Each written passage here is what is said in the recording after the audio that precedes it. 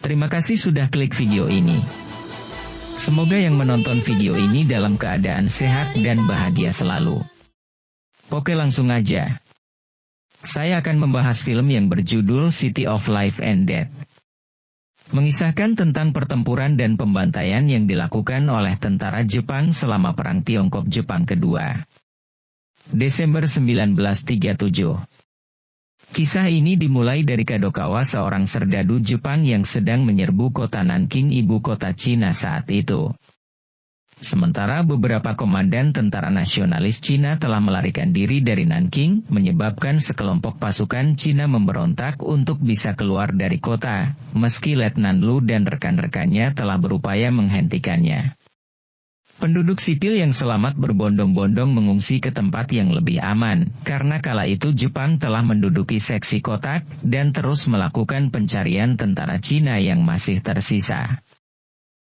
Namun saat menyusuri kota, mereka bertemu dengan seorang pengusaha asal Jerman, sekaligus anggota partai Nazi yang mengelola zona keamanan Qing dan sekretarisnya asal Cina bernama Tang Tianxiang. Mr. Jin mengatakan ingin bertemu dengan perwira senior mereka, untuk menghentikan misi pencarian tentara Cina. Lagi pula kawasan ini adalah zona aman yang hanya terdapat pengungsi di dalamnya. Tetapi Mr. John justru diacuhkan dan ditinggalkan begitu saja. Selanjutnya Kadokawa bersama kelompoknya memasuki sebuah gedung. Mereka mendapati beberapa tentara Cina bersembunyi di antara banyaknya penduduk sipil yang mengungsi, kemudian memanggil bala bantuan menuju ke gedung tersebut. Pasukan Jepang akhirnya menangkap tentara Cina yang bersembunyi, bahkan melepaskan tembakan agar penduduk sipil tidak melawan, tapi secara tak sengaja Kadokawa malah membunuh orang-orang yang bersembunyi di sebuah lemari. Ia pun tampak terkejut dan terlihat begitu menyesalinya. Setelah penangkapan itu sekelompok tentara Jepang kembali menyusuri kota, namun kali ini mereka mendapat kejutan, sebuah tank yang terlihat terbengkalai tiba-tiba menembaki pasukan Jepang yang melintas menyusul dihujani peluru oleh Letnan Lu dan sebuah unit kecil dari pasukan Cina. Serangan kilat itu menyebabkan pihak Jepang kewalahan. Letnan Lu berhasil menghabisi prajurit yang tersisa. Mereka pun memenangkan pertempuran tersebut. Tapi ternyata Kadokawa beserta beberapa rekannya berhasil selamat dari serangan pasukan Cina, dan bersembunyi di balik sebuah runtuhan dengan mengendap-endap. Seorang tentara Jepang berhasil mengambil sirine tangan dari teman yang tewas untuk memanggil bala bantuan. Ini membuat pasukan Cina terkejut. Setelah sedikit menghela nafas, Letnan Lu kini harus kembali berjuang meski ia tahu tidak akan bertahan, karena mungkin lebih banyak tentara Jepang yang akan datang.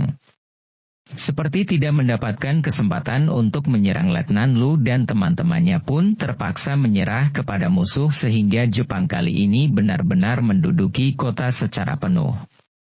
Di kota Nanking tampak begitu mengerikan. Jepang membiarkan mayat-mayat tergeletak di tanah, menggantung kepala manusia dan menangkap wanita lokal, bahkan saking kejamnya sampai mengeksekusi orang-orang tak bersalah. Lebih dari 500 tentara Cina telah tertangkap di kota mereka sendiri, termasuk Letnan Lu di dalamnya. Secara sistematis semua tahanan perang dikawal ke berbagai titik untuk dieksekusi massal. Raut wajah orang-orang malang itu tampak tidak menunjukkan ekspresi apapun. Mereka kemudian digiring ke sebuah gedung lalu dibakar hidup-hidup, dikubur hidup-hidup, dan dihujani timah panas menggunakan senapan mesin. Penduduk sipil yang melihat dengerin itu hanya bisa terdiam ketakutan terhadap pembantaian yang dilakukan Jepang. Tapi di balik kekejaman itu ternyata bocah bernama Doshi berhasil selamat dari eksekusi massa dan Susi yang lari dari pertempuran sebelumnya.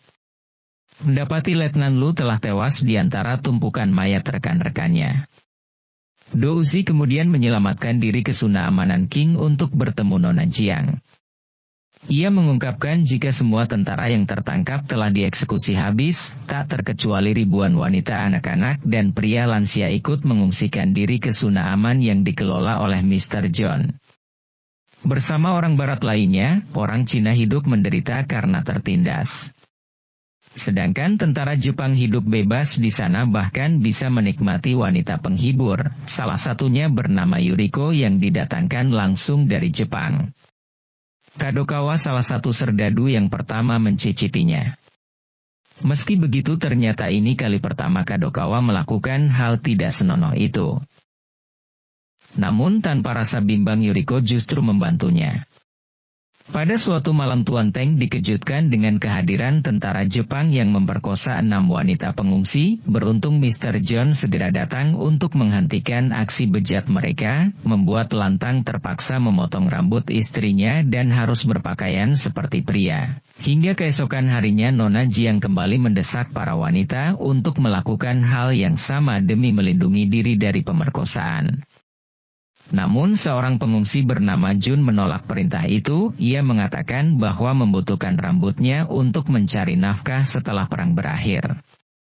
Meski wilayah itu adalah zona aman, ternyata status mission tidak terlalu berpengaruh karena yang terjadi selanjutnya begitu mengejutkan. Kebejatan tentara Jepang semakin menjadi-jadi. Mereka kembali menjajah wilayah tersebut, bahkan terus melakukan kebrutalan berulang dan membunuh korbannya setelah selesai. Ekspresi trauma tidak bisa disembunyikan para korban, terutama adalah Jun, yang juga menjadi pemuas hasrat bagi tentara Jepang.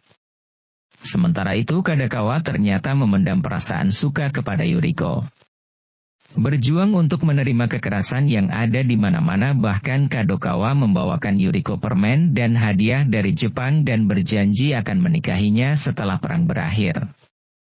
Namun kabar buruknya Mr. John menerima surat perintah untuk kembali ke Jerman karena aktivitasnya di zona aman merusak hubungan diplomatik antara negaranya dengan Jepang. Sebelum tentang memohon ketergantungan kehidupan anak istrinya dan orang-orang yang ada di camp, karena tidak punya pilihan lain Tuan Tan terpaksa menjalin hubungan kepada Jepang dengan membocorkan posisi tentara Cina yang terluka di zona aman berharap mendapat perlindungan. Sontak Jepang segera mengerahkan pasukannya menggeledah ruangan medis yang menampung prajurit Cina yang terluka. Sebagian dari mereka terbunuh di tempat, tak terkecuali Tuan Tang malah kehilangan putrinya akibat dilempar jatuh oleh tentara Jepang dari kecanggihan. Dan adik iparnya Mei dibawa paksa untuk menjadi wanita penghibur, namun kini semua sudah terlambat. Tuan Teng hanya bisa menyesali perbuatannya. Keadaan semakin diperburuk ketika perwira Jepang Osamu menuntut agar para pengelola Nanking menyediakan beberapa wanita penghibur, atau Jepang akan mengirim pasukan untuk menghancurkan camp. Atas ancaman tersebut Nona Jiang dan Mr. John terpaksa mengumpulkan kepada 100 wanita Nanking untuk menjadi relawan memberikan hiburan kepada tentara Jepang. Mereka dijanjikan akan dikembalikan dalam 3 hari. Dan sebagai imbalan atas pengorbanan mereka, Jepang juga akan menyediakan pasokan makanan untuk camp. Tanpa diduga Jun pun memberanikan diri menjadi relawan, kemudian disusul dengan beberapa wanita. Mereka tampak saling menguatkan demi melindungi orang lain. Bahkan harus rela tubuhnya menjadi pemuas nafsu tentara Jepang, sedangkan Kadokawa yang mendapat jatah wanita justru terdiam membisu, karena mengira John adalah Yuriko. Ia pun hanya pergi begitu saja meninggalkan Jun digulirkannya. Hingga secara tidak sengaja Kadokawa sangat terkejut melihat wanita yang baru saja ditemuinya sudah tak bernyawa. Yang tidak lain adalah Jun bersama beberapa relawan wanita yang tewas karena terus-menerus dianiaya dan diperkosa tanpa henti. Kadokawa harus menyaksikan tubuh telanjang mereka dibawa pergi seperti sampah. Keadaan itu semakin memburuk ketika Osama membunuh Mei, yang kini menjadi gila akibat kondisi mentalnya terganggu. Sebelum para wanita Cina dikembalikan ke sanak keluarganya, naas Tuan Teng dan istrinya tidak melihat Mei kembali. Mereka pun hanya bisa meyakini bahwa Mei masih hidup dan berada di suatu tempat. Pada Februari 1938 John Rabe akhirnya resmi mendapat perintah untuk kembali ke Jerman. Ribuan penduduk camp yang tidak bisa berbuat lebih hanya mampu menangisinya, memohon agar dia tidak kembali ke negaranya. Karena Mr. John adalah satu-satunya pelindung bagi penduduk Nanking. Meski Mr. John tampak kecewa, apalah daya, perintah dari Hitler adalah mutlak, ia tidak bisa mengabaikannya. Beruntung Tuan Tang dan istrinya diizinkan pergi meninggalkan Nanking bersama Mr. John.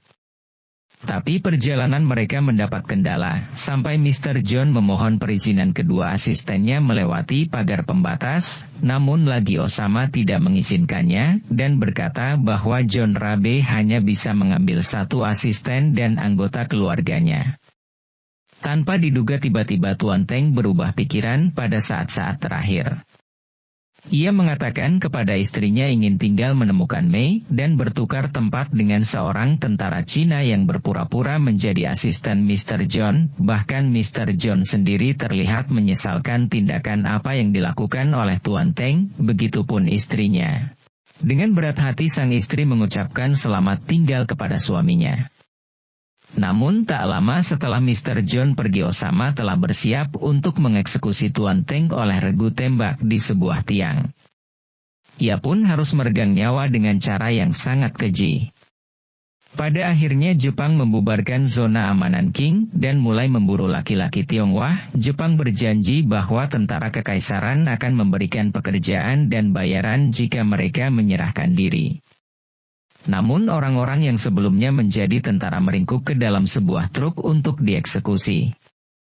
Begitupun Sun Zi ketika salah satu negara Jepang mengenalinya secara fisik. Kemudian mengoyak kartunya dan berakhir ke dalam sebuah truk eksekusi.